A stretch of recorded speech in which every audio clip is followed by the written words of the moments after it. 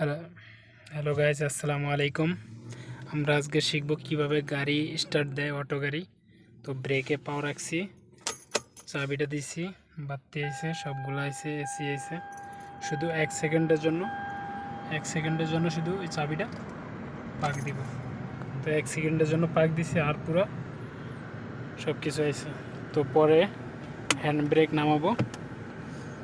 পরে যদি পার্কিং থেকে যদি রিভার্সে যাইতে হয়, তাহলে এই যে আরে আসবো।